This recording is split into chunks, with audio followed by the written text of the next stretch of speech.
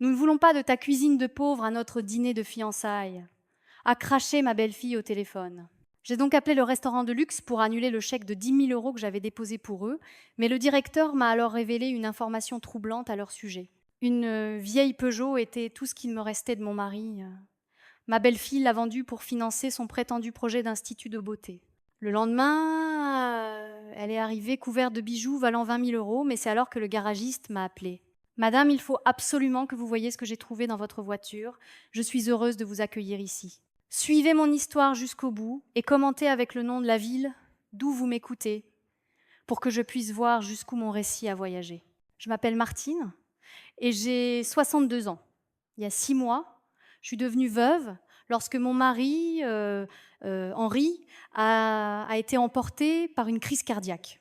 Nous avions été mariés pendant 32 ans et je pensais savoir ce qu'était le deuil. J'avais tort. Le véritable chagrin n'est pas venu de la perte d'Henri. Il est venu de la perte de moi-même dans ce processus. Henri avait été mon ancre, ma voix, lorsque je ne trouvais pas la mienne. Il gérait les finances, prenait les grandes décisions et commandait même pour moi au restaurant parce que j'étais toujours trop nerveuse pour prendre la parole.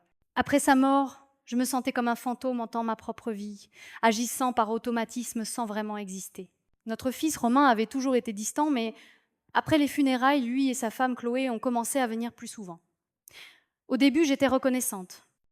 La maison semblait si vide, sans la voix d'Henri résonnant dans les pièces, sa tasse de café sur le comptoir de la cuisine, son côté du lit toujours parfaitement fait parce que je ne pouvais pas me résoudre à le déranger. « Maman, tu as l'air fatiguée », m'a dit Romain un après-midi, environ 3 mois après l'enterrement.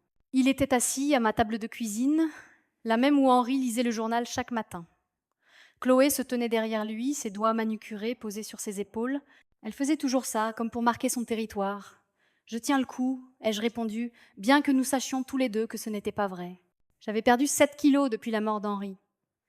Non pas que j'essayais, mais la nourriture avait perdu toute saveur, tout avait le goût de carton maintenant. Chloé s'avança. Sa voix était douce, de cette manière qui m'a toujours mise mal à l'aise. Elle semblait étudier, comme si elle l'avait répété. « Martine, nous avons réfléchi. Tu ne devrais pas t'occuper seule de toutes les affaires d'Henri.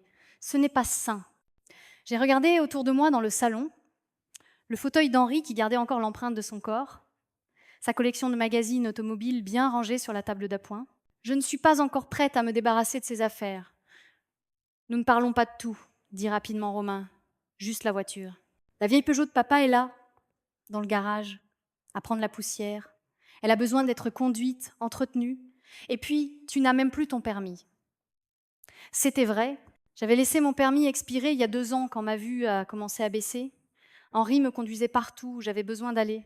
Maintenant, sans lui, je quittais à peine la maison, sauf pour les courses avec ma voisine, Madame Dubois. « Cette voiture était spéciale pour ton père », dis-je doucement.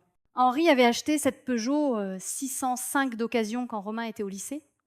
Elle n'était pas luxueuse selon les normes d'aujourd'hui, mais Henri l'avait bichonnée. Il la lavait tous les samedis matins, faisait la vidange religieusement et la maintenait dans un état impeccable malgré son âge. C'était sa fierté, son petit trésor, le seul luxe qu'il s'était permis dans une vie de décision pratique. Chloé s'agenouilla à côté de ma chaise, prenant mes mains dans les siennes.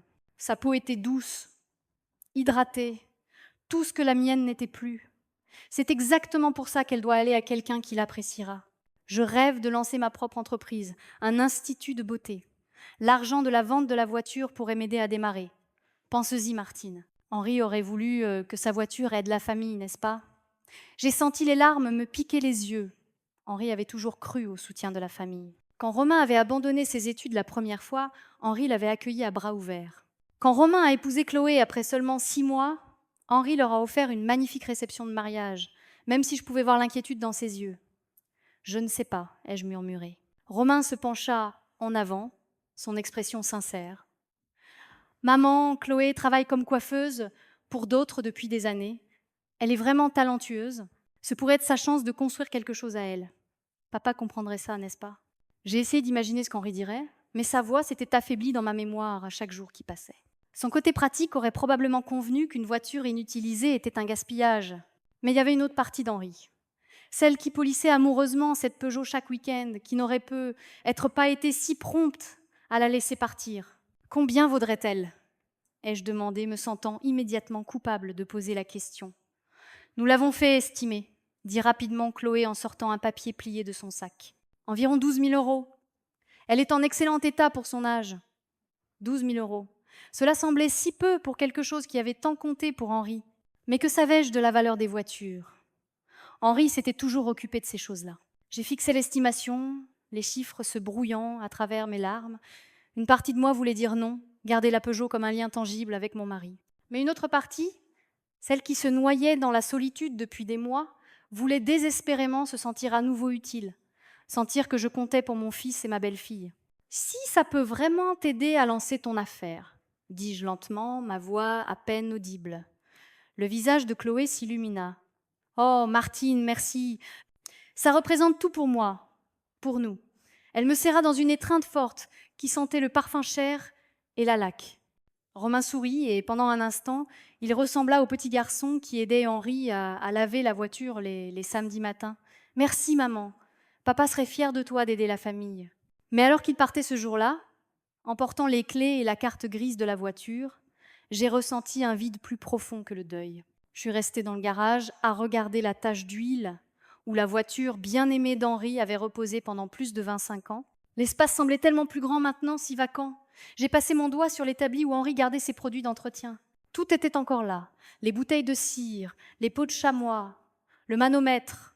Mais la voiture pour laquelle ils étaient destinés était partie. Cette nuit-là, allongée dans mon lit, j'écoutais le silence, là où la respiration d'Henri avait l'habitude d'être. Et je ne pouvais me défaire du sentiment que je venais de donner plus qu'une voiture. J'avais donné le dernier morceau de l'homme qui m'avait aimé inconditionnellement pendant 32 ans. Et pourquoi? L'espoir que mon fils me rende visite plus souvent. La possibilité que Chloé me voie enfin comme une membre de la famille plutôt qu'une obligation. J'ai serré l'oreiller d'Henri contre ma poitrine et respiré le faible parfum de son eau de Cologne qui persistait encore dans le tissu. Je suis désolée, Henri, et je chuchotais dans l'obscurité. J'espère que j'ai fait le bon choix, mais au fond de mon cœur, je savais déjà que non. 3 semaines après avoir cédé la Peugeot d'Henri, j'étais assise dans mon salon, quand Chloé a franchi ma porte d'entrée, comme si elle était chez elle. Mais ce n'était pas son assurance qui m'a fait sursauter, c'était ce qu'elle portait. Des boucles d'oreilles en or captaient la lumière du soleil de l'après-midi qui filtrait par mes fenêtres. C'étaient des créoles substantielles, d'apparence coûteuse, qui se balançaient à chacun de ses mouvements. Autour de son cou, une délicate chaîne en or tenait ce qui semblait être un véritable pendentif en diamant. Son poignet scintillait avec un bracelet rivière qui semblait tout droit sorti d'une vitrine de bijouterie, pas du bras de quelqu'un qui venait d'utiliser l'argent de la voiture de mon défunt mari pour démarrer une entreprise. « Martine, comment ça va ?» demanda-t-elle, s'installant sur mon canapé sans y être invitée. Le bracelet capta de nouveau la lumière, alors qu'elle glissait une mèche de ses cheveux parfaitement coiffés derrière l'une de ses boucles d'oreilles coûteuses. « Je vais bien, ai-je menti, bien que mes yeux dérivent sans cesse vers ses bijoux. Et l'Institut, ça avance ?» Le sourire de Chloé était radieux. « Oh, ça se passe incroyablement bien. Mieux que je ne l'aurais jamais espéré. Je suis tellement occupée, j'ai à peine le temps de respirer. C'est merveilleux, dis-je, mais une boule froide se forma dans mon estomac. Où se trouve l'Institut ? Dans le centre-ville, rue de la République. Tu devrais passer un de ces jours, une fois que tout sera complètement installé. J'ai hoché la tête, bien que je n'ai aucune idée de quel endroit sur la rue de la République elle parlait. Et les affaires marchent déjà bien ? Incroyable bouche à oreille, tu sais. J'ai toujours eu un talent pour rendre les femmes belles. Elle leva les mains, examinant ses propres ongles parfaitement manucurés. En parlant de ça, je devrais les faire refaire. J'étais tellement occupée, je me suis négligée. J'ai regardé ses ongles manucurés, ses bijoux qui coûtaient probablement plus que ce que je dépensais en courses en 6 mois. Et j'ai essayé de comprendre. Comment quelqu'un peut-il s'offrir 20 000 euros de bijoux avec un institut de beauté ouvert depuis 3 semaines ? Ce sont de magnifiques boucles d'oreilles, ai-je dit. Chloé les toucha inconsciemment, son sourire s'élargissant. C'est Romain qui me les a offertes.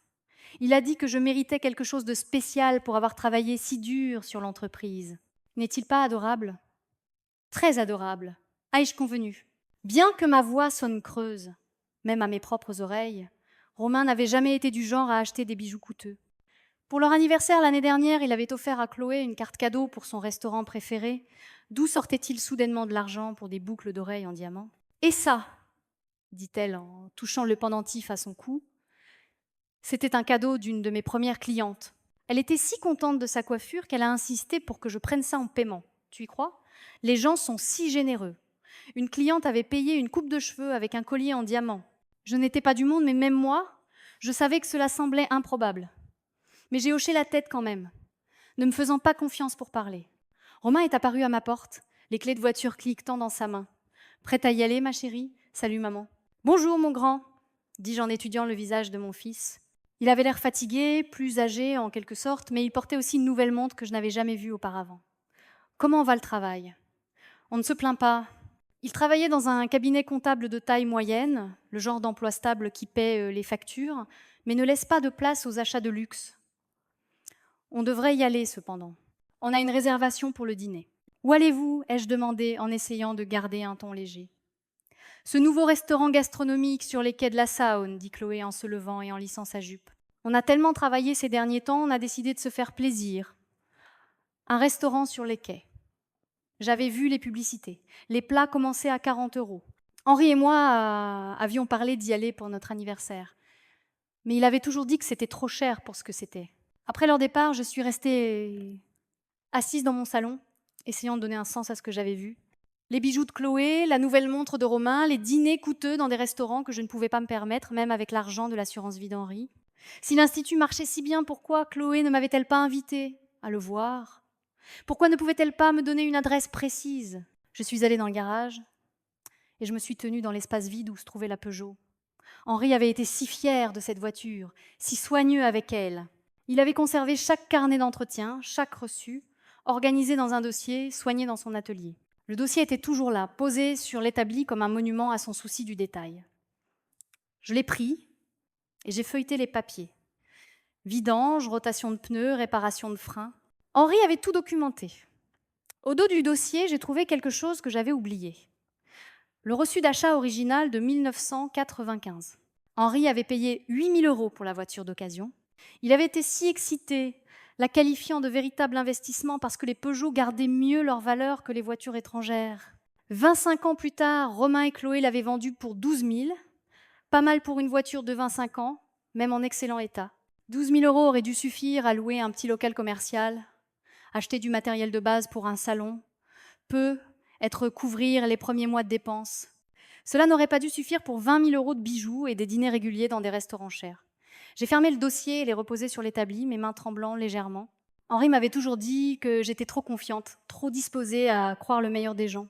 « Tu as un bon cœur, Martine, disait-il.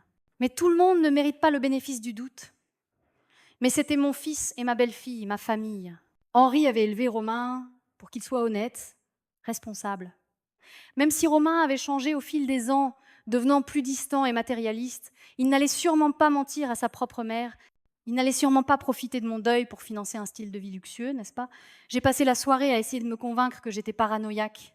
Le deuil faisait des choses étranges à l'esprit des gens. Peu être que je voyais des choses qui n'existaient pas, que je créais des problèmes là où il n'y en avait pas. Peu être que Chloé était vraiment douée en affaires. Peu être que Romain avait vraiment obtenu une augmentation dont il ne m'avait pas parlé.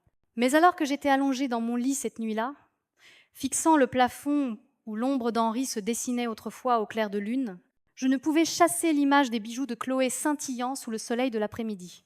20 000 € d'or et de diamants, payés par la vente d'une voiture que mon mari avait aimée plus que tout autre bien matériel qu'il ait jamais possédé.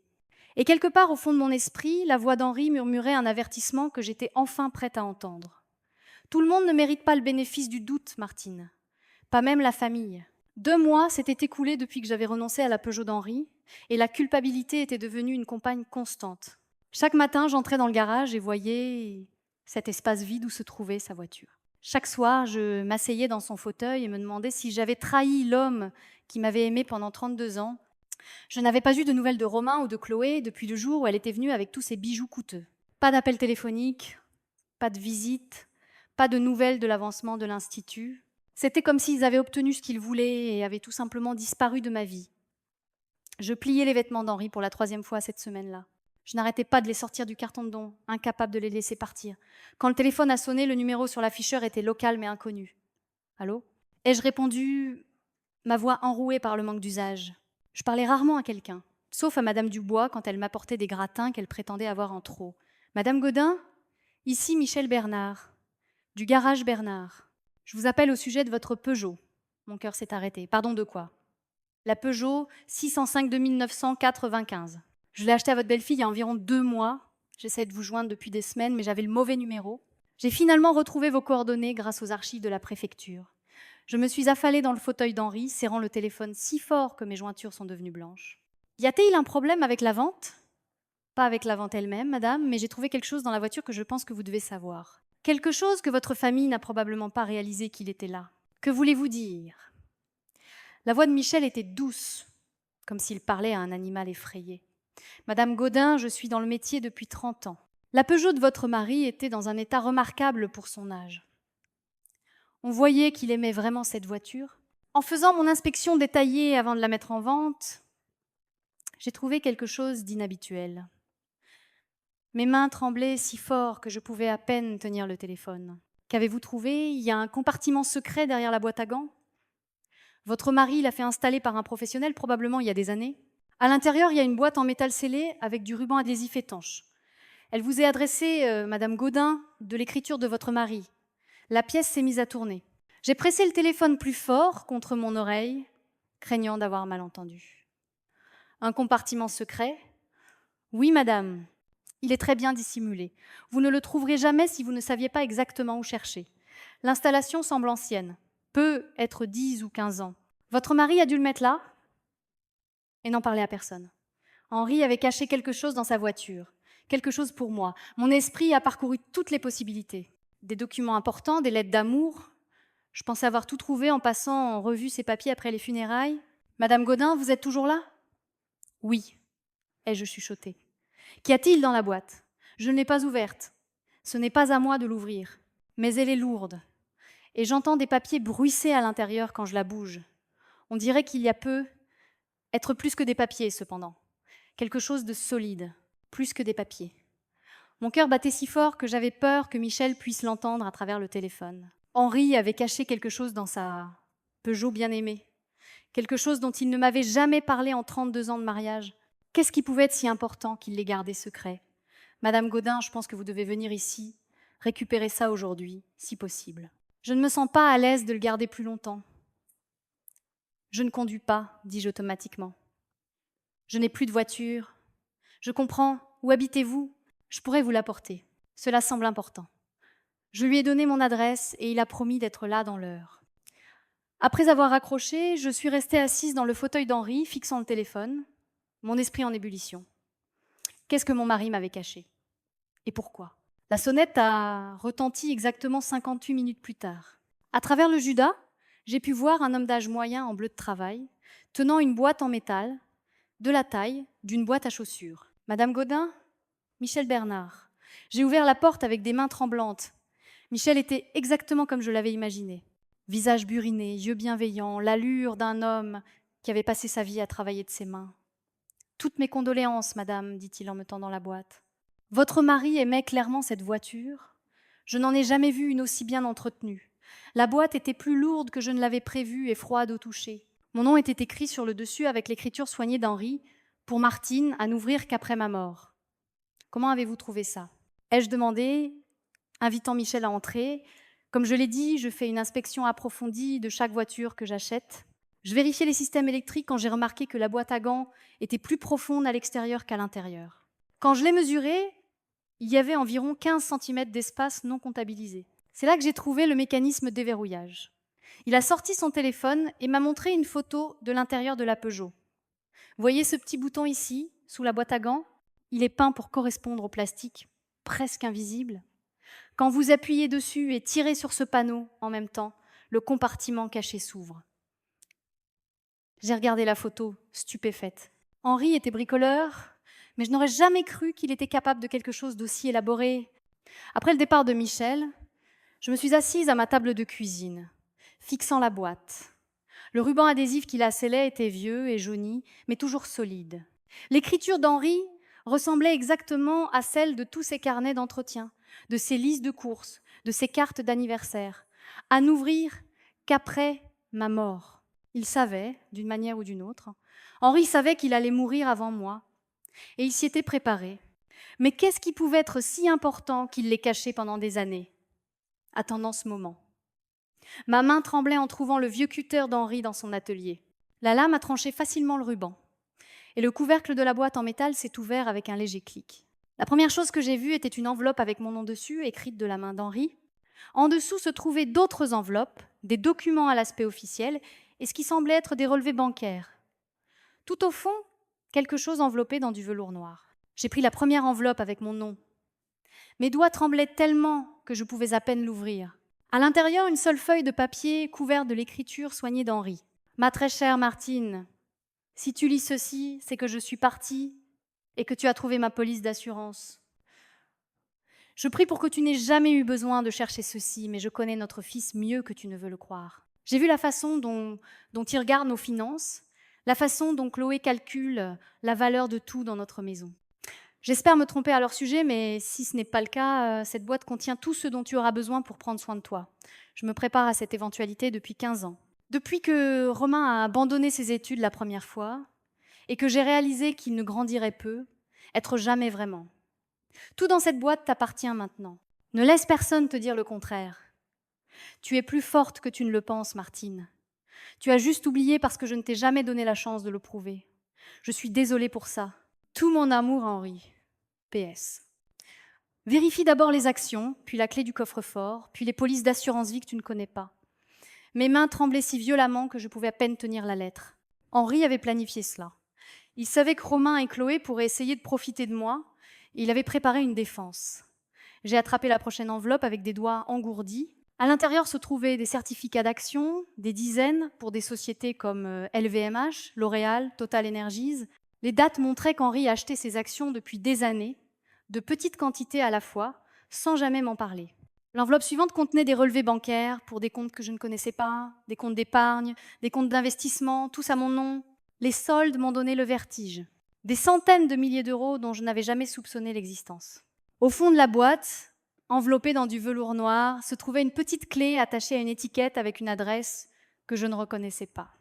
Coffre-fort. Crédit Agricole, agence de la rue des Tilleuls, coffre numéro 347. Je me suis rassise sur ma chaise, entourée de papiers qui représentaient une fortune que je n'avais jamais su posséder. Henri avait secrètement protégé notre avenir, se préparant au jour où je serais seule et vulnérable. Et il avait tout caché dans la voiture qu'il aimait le plus. Le seul endroit où il savait que je ne penserais jamais à chercher, mais que je devrais finalement laisser partir. La voiture que Romain et Chloé m'avaient convaincu de vendre pour 12 000 euros. La voiture qu'ils avaient utilisée pour financer leur style de vie luxueux pendant que je restais seule dans cette maison, me sentant pauvre et oubliée. Mais je n'étais pas pauvre, je n'étais pas oubliée. Henri s'en était assuré. Et soudain, pour la première fois depuis sa mort, j'ai ressenti quelque chose que j'avais presque oublié comment ressentir. La puissance. Le lendemain matin, j'ai appelé un taxi. Pour la première fois depuis 20 ans. Madame Dubois avait proposé de me conduire à la banque. Mais c'était quelque chose que je devais faire seule.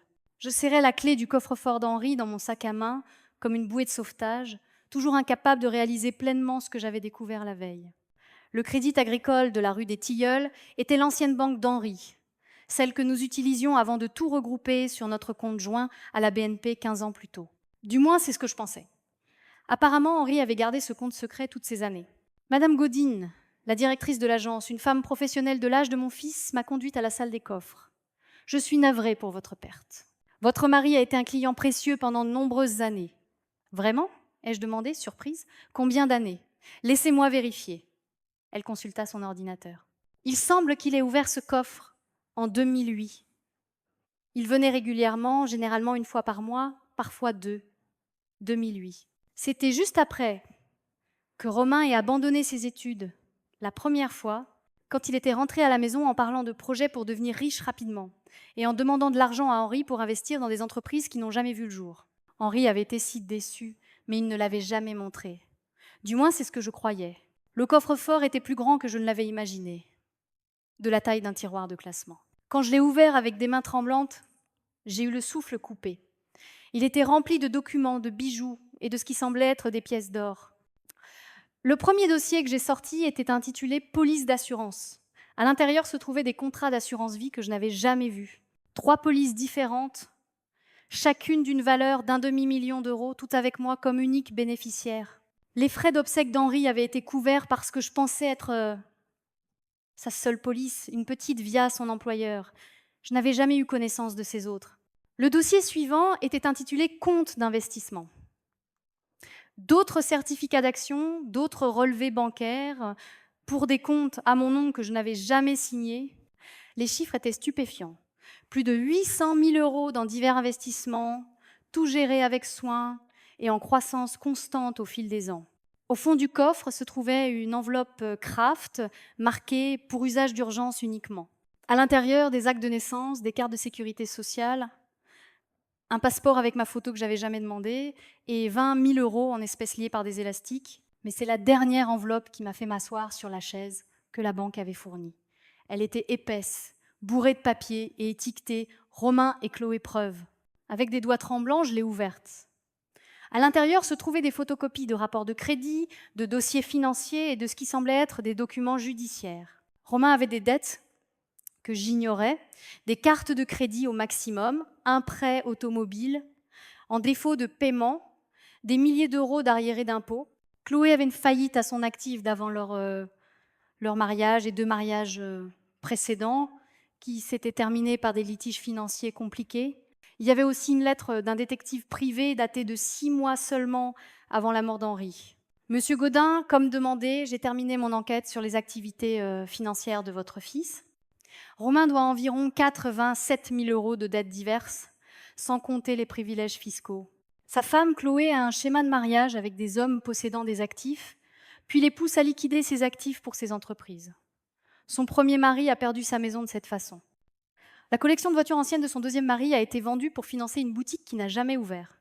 J'ai également documenté plusieurs conversations enregistrées à leur insu, lors de dîners de famille où ils discutent de vos biens et expriment leur frustration que vous n'ayez pas encore simplifié votre planification successorale.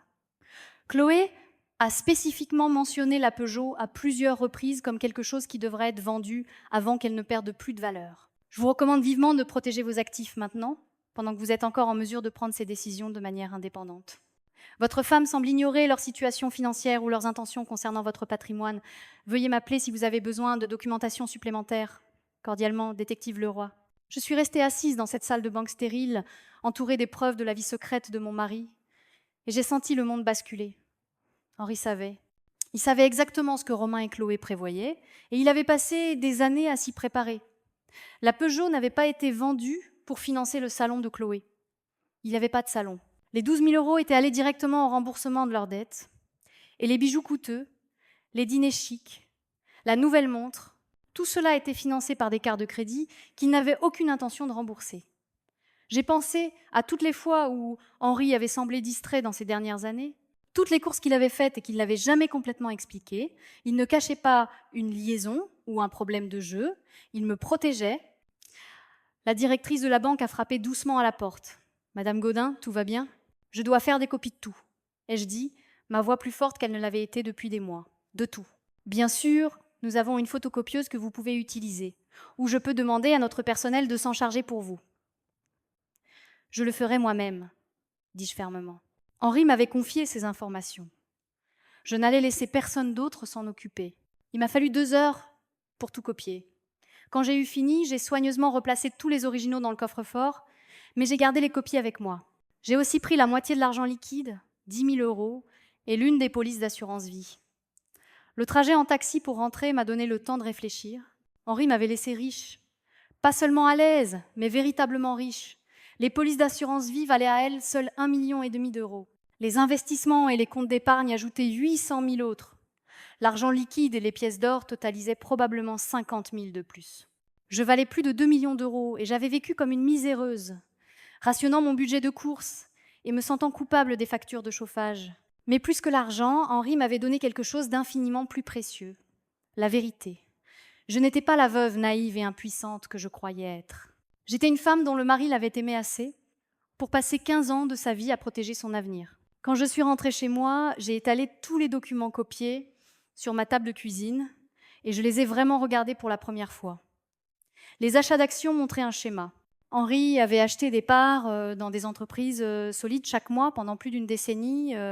Jamais de grandes quantités que j'aurais remarquées manquantes de notre budget familial, mais des investissements constants qui avaient considérablement augmenté avec le temps. Les polices d'assurance vie étaient toutes temporaires, souscrites quand il était plus jeune et que c'était moins cher. Il avait payé les primes à partir d'un compte séparé financé par ses heures supplémentaires. De l'argent que je pensais qu'il dépensait en pièces de voiture et en outils pour son atelier. Et le rapport d'enquête sur Romain et Chloé était complet et accablant. Le détective Leroux avait documenté non seulement leurs dettes, mais aussi leur schéma de manipulation. Les conversations enregistrées m'ont retourné l'estomac.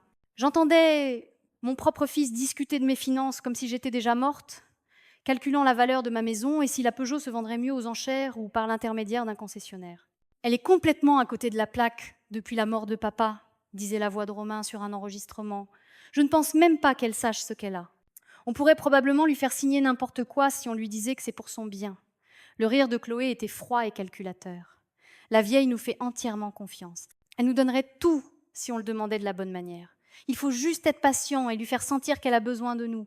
J'ai écouté ma propre voix sur l'enregistrement, leur offrant à dîner, leur demandant des nouvelles de leur journée, les traitant comme la famille aimante que je pensais qu'ils étaient. Le contraste entre ma chaleur et leur froideur calculatrice était déchirant, mais c'était aussi libérateur. Pendant des mois, je m'étais reproché d'être une mauvaise mère, me demandant ce que j'avais fait de mal pour que Romain devienne si distant. Maintenant, je connaissais la vérité. Je n'avais pas échoué en tant que mère. J'avais simplement élevé un fils qui avait choisi la cupidité plutôt que l'amour. J'ai pris le téléphone et composé le numéro sur la carte de visite du détective Leroux. Il était temps de commencer à me battre. Et grâce à la planification minutieuse d'Henri, j'avais toutes les munitions dont j'avais besoin. Le détective Leroux est arrivé chez moi 3 jours plus tard, portant une mallette et arborant le genre d'expression sérieuse qui signifiait qu'on passait aux choses sérieuses. C'était un homme compact dans la cinquantaine, avec des cheveux grisonnants et des yeux perçants qui semblaient tout absorber d'un seul coup. Madame Gaudin, je dois dire que je suis soulagée que vous ayez enfin trouvé les préparatifs d'Henri. Il s'inquiétait terriblement de ce qui vous arriverait après son départ. Nous nous sommes assis à ma table de cuisine, la même table où Romain et Chloé m'avaient convaincu de renoncer à la Peugeot à peine 3 mois plus tôt. L'ironie ne m'a pas échappé. « Combien de temps avez-vous travaillé avec mon mari ?» ai-je demandé. « Environ 8 mois avant son décès. Il est venu me voir après avoir surpris Romain et Chloé en train de discuter de vos finances lors du repas de famille de la Toussaint. Il voulait savoir exactement dans quel genre de problème financier ils se trouvaient et si ses soupçons sur leurs intentions étaient justifiés. Le roi y a ouvert sa mallette et en a sorti un épais dossier. Henri m'a payé pour surveiller leurs activités et tout documenter. Ce que j'ai trouvé était pire que ce qu'il craignait. Il a étalé plusieurs photographies sur la table. Elle montrait Romain et Chloé dans des restaurants chers, faisant du shopping dans des magasins de luxe, Chloé dans une bijouterie examinant des bracelets en diamant, toutes datées des 6 derniers mois. Ils vivent complètement au-dessus de leurs moyens, a expliqué les rois. L'histoire de l'Institut est une pure fiction. Chloé n'a demandé aucune licence commerciale, n'a loué aucun local commercial, n'a acheté aucun équipement. Les 12 000 € de votre Peugeot sont allés directement au remboursement de leur carte de crédit, mais ils les ont immédiatement utilisés à nouveau. Mon estomac s'est noué en regardant les photos. Pendant que j'étais assise seule dans ma maison, me sentant pauvre et oubliée, il menait la grande vie avec l'argent de la voiture d'Henri. « Il y a plus », dit doucement les rois. « Après la mort d'Henri, j'ai continué à les surveiller à mes frais. Je sentais que je lui devais bien ça. Ils ont raconté aux gens que vous étiez mentalement incompétente, qu'ils devaient s'occuper de vos finances parce que vous étiez trop accablée par le chagrin pour fonctionner correctement. Quoi ?» Le mot est sorti comme un murmure. Ils ont construit un récit, Madame Gaudin, pour faire croire qu'ils sont les membres responsables de la famille qui s'occupe d'une veuve mentalement fragile. S'ils pouvaient vous faire déclarer incapable, ils auraient accès à tout. Votre maison, l'assurance vie d'Henri, tout. La pièce a commencé à tourner. Mais je leur ai donné la voiture volontairement. J'ai signé la carte grise moi-même. Exactement. Et ils documentent chaque cas où vous avez eu besoin de leur aide ou avez semblé confuse. Ils construisent un dossier pour prouver que vous n'êtes pas capable de gérer vos propres affaires. Le roi y a sorti un autre document. Ceci est une demande de mise sous tutelle que Romain avait préparée mais jamais déposée. Elle est datée de 2 semaines après les funérailles d'Henri. Il planifiait cela depuis le début. J'ai regardé le document juridique avec la signature de mon fils en bas. La requête affirmait que je souffrais de dépression sévère et de déclin cognitif suite au décès de mon mari, que j'étais incapable de prendre des décisions financières saines et que j'avais besoin d'un tuteur légal pour me protéger de faire des choix nuisibles. Ils allaient me faire déclarer incapable? Ai-je demandé, ma voix à peine audible. Si la vente de la Peugeot n'avait pas suffi à résoudre leurs problèmes financiers immédiats, oui. Henri soupçonnait qu'il pourrait essayer quelque chose comme ça. C'est pourquoi il a été si prudent de tout mettre à votre nom seul et de documenter leurs véritables intentions. J'ai senti une rage monter en moi, différente de tout ce que j'avais jamais ressenti. Ce n'était pas seulement une question d'argent. Ils avaient prévu de me voler ma liberté, ma dignité, mon droit de vivre de manière indépendante. Ils m'auraient enfermée dans un établissement pendant qu'ils dépensaient mon argent et vendaient ma maison. Que puis-je faire? Ai-je demandé. Le roi a souri pour la première fois depuis son arrivée. Henri s'est assuré que vous auriez des options. Premièrement, vous devez sécuriser vos actifs immédiatement. Changez tous vos mots de passe. Mettez des alertes sur tous vos comptes. Assurez-vous qu'ils ne peuvent accéder à rien. Deuxièmement, nous documentons leur situation financière actuelle et leurs mensonges sur l'Institut. Troisièmement, nous leur donnons assez de cordes pour se pendre.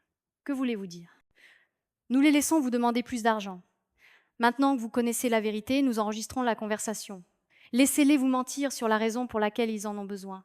Laissez-les vous manipuler. Ensuite, nous aurons des preuves de leur comportement frauduleux. L'idée d'affronter à nouveau Romain et Chloé, de prétendre que je ne savais pas ce qu'ils avaient fait, faisait trembler mes mains. Mais les rois avaient raison. Si je voulais me protéger, j'avais besoin de plus que l'enquête d'Henri. J'avais besoin de preuves actuelles de leur tromperie. Je ne sais pas si je peux le faire, dis-je honnêtement. Je n'ai jamais été douée pour la confrontation. Henri s'occupait toujours des conversations difficiles. L'expression de Leroy s'adoucit. Madame Gaudin, vous avez survécu à 32 ans de mariage, élevé un enfant et géré un foyer pendant des décennies. Vous êtes plus forte que vous ne le pensez. Henri le savait, même si vous ne le savez pas. Ce soir-là, j'ai appelé Romain pour la première fois depuis le jour où je lui avais donné les clés de la Peugeot. Maman, tout va bien? Sa voix avait ce ton condescendant auquel je m'étais habituée, comme s'il parlait à une enfant confuse. Je vais bien, mon grand. Je me demandais juste comment allait l'institut de Chloé. Je n'ai pas eu de nouvelles. Oh, ça se passe super bien, vraiment super, elle a été tellement occupée. Elle arrive à peine à suivre la demande. Le mensonge est venu si facilement, si fluidement. Je me suis demandé combien de fois il l'avait répété, c'est merveilleux. Je pensais que je pourrais être aidée un peu plus. J'ai de l'argent de l'assurance vie de ton père dont je n'ai pas encore eu besoin. Il y eut une pause et je pouvais presque l'entendre calculer. C'est vraiment généreux, maman. Mais nous ne voudrions pas abuser de ta gentillesse. Ce ne serait pas abuser. La famille aide la famille, n'est-ce pas? C'est ce qu'Henri disait toujours. Une autre pause. Eh bien, si tu es sûr que tu peux t'en passer, il y a quelques améliorations que Chloé veut faire à l'Institut. Du meilleur matériel. Peut être s'agrandir dans l'espace voisin. Combien coûterait quelque chose comme ça? Peut être 20 000. 25 au maximum. 25 000 € pour des améliorations à un salon qui n'existait pas. Ma prise sur le téléphone se resserra, mais je gardais une voix stable. Je pense que je pourrais gérer ça. Pourquoi ne pas venir tous les deux ce week-end pour en discuter? Ça semble parfait, maman. Samedi après-midi. Samedi, c'est parfait. Après avoir raccroché, j'ai appelé le détective Leroy. Ils ont mordu à l'hameçon. Bien, j'aurai tout mis en place d'ici samedi. Matériel d'enregistrement, documentation de secours, tout ce dont nous avons besoin. Au moment où ils quitteront votre maison, nous aurons suffisamment de preuves pour vous protéger pendant des années. Le samedi est arrivé, gris et froid, assorti à mon humeur. Le roi avait installé de minuscules dispositifs d'enregistrement dans tout mon salon et ma cuisine, invisibles, mais capturant tout. J'avais répété ce que je dirais, comment je réagirais, mais mes mains tremblaient toujours en attendant l'arrivée de Romain et Chloé. Ils sont arrivés avec des cadeaux, des fleurs pour moi, du vin cher et des sourires chaleureux que je reconnaissais maintenant comme complètement faux. Chloé portait des bijoux différents de la dernière fois que je l'avais vue, mais ils étaient tout aussi chers. Romain avait une autre nouvelle montre. « Maman, tu es magnifique », dit Romain en me faisant une accolade qui ressemblait à une performance bien mieux que la dernière fois que nous t'avons vue. « Je me sens plus forte ces derniers temps, dis-je, ce qui était absolument vrai. Nous nous sommes assis dans mon salon, la même pièce où il m'avait convaincu de renoncer à la voiture d'Henri. Mais cette fois, c'était moi qui avais le contrôle. « Alors, parlez-moi de ces améliorations pour l'Institut, dis-je en m'installant dans le fauteuil d'Henri avec la confiance qu'il y avait toujours affichée.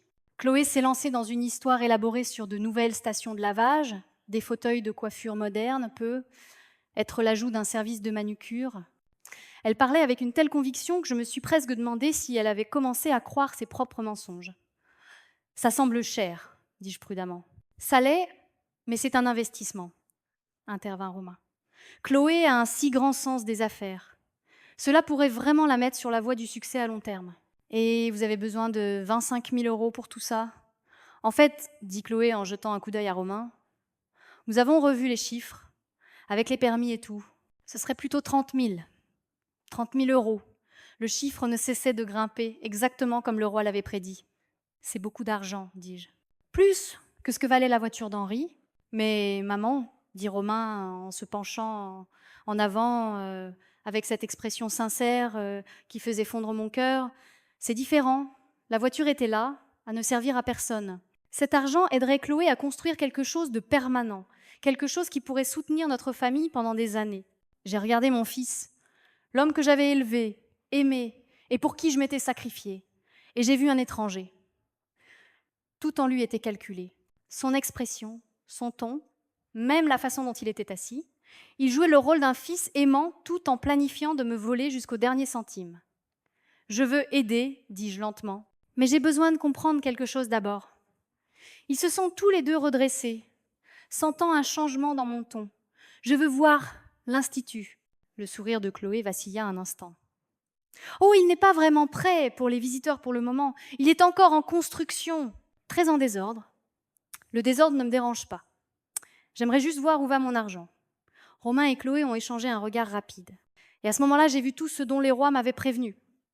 Le calcul, la panique, la course désespérée pour maintenir leur mensonge. Peut être la semaine prochaine, dit rapidement Romain, une fois qu'ils auront fini la pose du sol.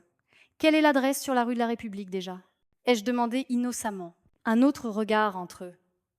C'est... en fait, ça a déménagé, dit Chloé. Nous avons trouvé un meilleur espace sur la rue de la Paix, c'est excitant. Quelle est l'adresse là-bas? Le silence s'est étiré pendant plusieurs secondes inconfortables. Finalement, Romain s'est éclairci la gorge. Maman, pourquoi toutes ces questions? Tu ne nous fais pas confiance? Et voilà le moment pour lequel je m'étais préparée. J'ai regardé mon fils, l'homme qui avait prévu de me faire déclarer mentalement incapable pour pouvoir voler tout ce qu'Henri m'avait laissé. Et j'ai ressenti quelque chose que je n'avais jamais ressenti auparavant. Une clarté totale. Non, Romain, dis-je calmement, je ne vous fais plus du tout confiance. Les mots restèrent en suspens dans l'air, comme une bombe qui venait d'exploser. Le visage de Romain passa du blanc au rouge, puis de nouveau au blanc. La bouche de Chloé s'ouvrit. Son rouge à lèvres parfaitement appliqué, paraissant soudain, criard sur sa peau pâle. « Maman, de quoi parles-tu » Romain essaya de rire, mais le son sortit étranglé. « Bien sûr que tu peux nous faire confiance. Nous sommes ta famille. » Je me suis levée du fauteuil d'Henri, me sentant plus forte que je ne l'avais été depuis des années. La famille ne se ment pas, Romain, la famille ne se vole pas. Et la famille ne prévoit certainement pas de faire déclarer sa propre mère mentalement incapable pour pouvoir voler son héritage. Chloé se leva d'un bond. « Je ne sais pas de quoi tu parles. Tu es visiblement confuse, Martine. Tu devrais peu être t'asseoir. » « Je ne suis pas confuse, dis-je en me dirigeant vers le bureau d'Henri et en sortant le dossier que le roi avait préparé pour moi. Je suis plus lucide que je ne l'ai été depuis des mois. Voudriez-vous voir le rapport du détective privé, celui qui détaille vos faillites, vos mariages précédents, votre schéma de fraude financière? J'ai ouvert le dossier et étalé les photographies sur la table basse. Des photos d'eux, dans des restaurants chers, faisant du shopping pour des bijoux, menant la grande vie avec l'argent qu'ils m'avaient volé. Ou peu. Être préfériez-vous voir ceci? J'ai sorti les relevés bancaires montrant leur niveau d'endettement. 87 000 euros de dettes de carte de crédit, Romain, des arriérés d'impôts, un prêt automobile en défaut de paiement.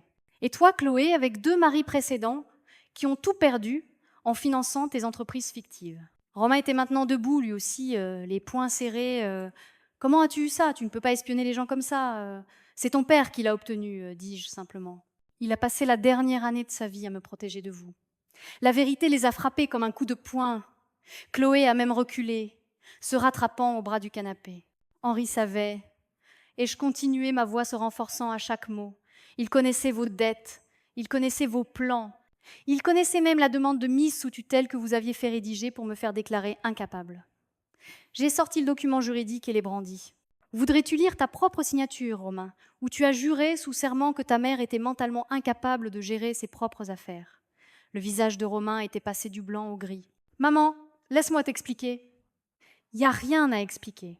Vous alliez tout me voler et m'enfermer dans un établissement pour que je ne puisse pas vous arrêter. La seule chose que je ne comprends pas, c'est pourquoi vous avez attendu si longtemps pour la déposer. Chloé retrouva sa voix la première, et quand elle parla, toute prétention de douceur avait disparu. Parce que nous pensions que tu nous donnerais tout volontairement, comme tu l'as fait avec la voiture. Nous pensions que tu étais trop pathétique et accablé par le chagrin pour te défendre. Les mots auraient dû me blesser, mais ils ne l'ont pas fait. Ils ont simplement confirmé tout ce que j'avais déjà appris sur qui étaient vraiment ces personnes. Tu as raison sur une chose, dis-je calmement. J'étais pathétique. J'étais si désespérée d'avoir une famille, si effrayée d'être seule que je vous ai laissé me manipuler. Mais je ne suis plus cette femme. Je me suis dirigée vers la porte d'entrée et je l'ai ouverte. Sortez de ma maison. Aucun d'eux ne bougea. Romain regardait les photos et les documents étalés sur ma table basse, calculant probablement l'ampleur des ennuis dans lesquels il se trouvait. Chloé regardait autour de la pièce comme si elle cataloguait tout ce qu'elle avait pensé être à elle un jour. J'ai dit « sortez ». « Maman, s'il te plaît », dit Romain, sa voix prenant un ton suppliant que je n'avais jamais entendu auparavant. « Nous pouvons arranger ça. Nous avons fait des erreurs, mais nous sommes toujours une famille. » « Non », dis-je fermement, « la famille ne prévoit pas de se détruire mutuellement. Vous avez fait votre choix lorsque vous avez décidé que je valais plus pour vous, incapable, que compétente. Maintenant, je fais le mien. » Chloé attrapa son sac à main, son visage tordu de rage. « Tu te crois si maligne, n'est-ce pas ? Eh bien, profite de ton argent, Martine. Profite de rester seule dans cette maison avec les affaires de ton mari mort, car c'est tout ce que tu auras jamais. Je préfère être seule qu'entourée de gens qui ne me voient que comme un compte en banque, ai-je répondu. Elle est passée devant moi en trombe, mais Romain s'est attardé sur le seuil. Pendant un bref instant, j'ai vu une lueur du petit garçon qu'il était, celui qui aidait Henri à laver la Peugeot les samedis matins. « Je suis désolée, maman, dit-il doucement. Je n'ai jamais voulu que ça aille aussi loin. » Mais c'est allé aussi loin, Romain. Tu étais prêt à me faire enfermer. Il n'y a pas de retour en arrière possible. Il a hoché la tête, les épaules affaissées, et a suivi Chloé jusqu'à leur voiture. Je les ai regardés s'éloigner, puis j'ai fermé la porte et je me suis appuyée contre elle, tremblante, non pas de peur, mais de soulagement. Le détective Leroy est sorti de l'atelier d'Henri où il surveillait le matériel d'enregistrement. « Vous avez été magnifique, Madame Gaudin, nous avons tout sur bande. Qu'est-ce qui se passe maintenant ? Maintenant, nous nous assurons qu'ils ne pourront plus jamais vous faire de mal. Nous déposons des ordonnances de restriction. Nous alertons toutes vos banques et sociétés d'investissement sur les tentatives de fraude potentielles. Et nous nous assurons que tout le monde sait que vous êtes saine d'esprit et que vous agissez de manière indépendante. Au cours des semaines suivantes, j'ai découvert ce qu'était vraiment la liberté. J'ai engagé un conseiller financier pour m'aider à gérer les investissements d'Henri. J'ai acheté une nouvelle voiture, pas une Peugeot, mais une Renault fiable que je pouvais conduire moi-même après avoir repassé mon permis. J'ai commencé à prendre des cours de peinture au centre culturel, quelque chose que j'avais toujours voulu faire, mais pour lequel je n'avais jamais eu le temps quand je m'occupais de tout le monde.